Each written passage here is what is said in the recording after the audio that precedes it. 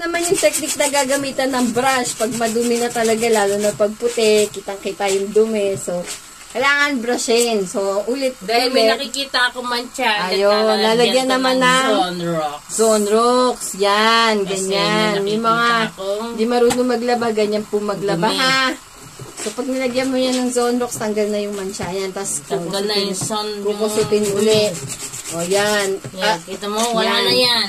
Ulitin natin na lalagyan ng tubig, lalagyan ng sabon, pwedeng powder, babaran, or pwede kang gumamit ng bareta na sabon, tapos kukusutin mo ganyan. Ganyan ang pagkusut ha. Ganyan-ganyan lang. So, yun, kusut-kusutin, hanggang... Hindi naman itong nanay na ito eh. Tuturuan ko nga anak ko maglaba eh. Ganyan. Ganyan na. Ganyan na.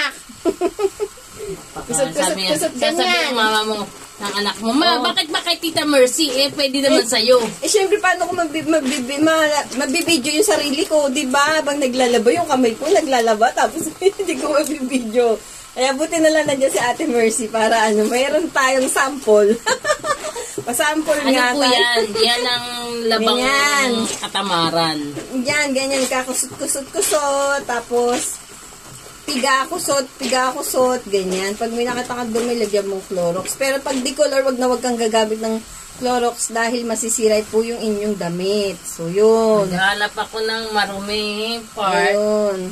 Kusot-kusot kasi dahil malinis naman siya. Ayun, kusot-kusot lang siya, guys. Naghanap ako ng part na marumi. Ayan, kusot-kusot lang. Malinis siya eh.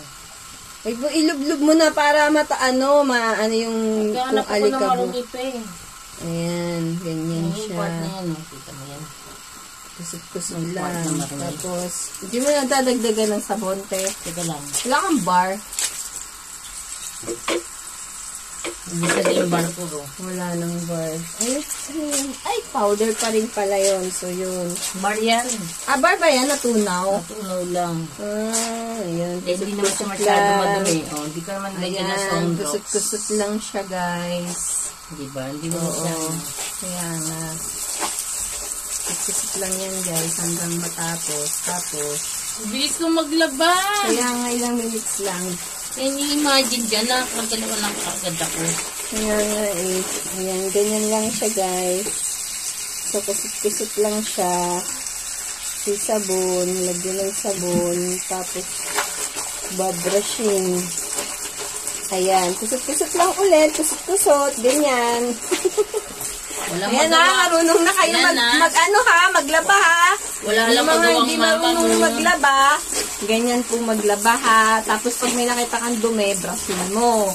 Para matanggal talaga yung dumi. Tapos pigaan mo. Siyempre, pagkatapos nyan, banlawan mo. Hindi naman pwede. Pagkatapos maglaba, nagutom kakain ka. Ayun, iba kung usapan na yan, magluluto ka naman, no? Tapos magluto, nakain, tapos maghugas ng pinggan, ayun. Siyempre, sasampay muna to. Pero, siyempre, dahil magugutom ka, kain ka daw muna. Ayan, gugusot-kusot. Kalokohan yan ni Irene. Kusot-kusot. Ayan, Ayan. wala magawa si Irene. Kusutin lang ng kusutin siya, guys. Yan. Hindi naman siya, hindi naman siya marumi. Ako sa aming dinte, ang dami kong labahin, tsaka bumili ako maliit na washing para madali siyang Maliit ulit?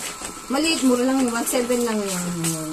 So, yun, siguro i-end ko na itong aking video for video for today, for my vlog. Yes, yan. Ayan na, marunong kayo maglaba ha. Tinuruan na kayo ni Ate Mercy. Ganyan lang. Tantanan mo ko. Bye-bye.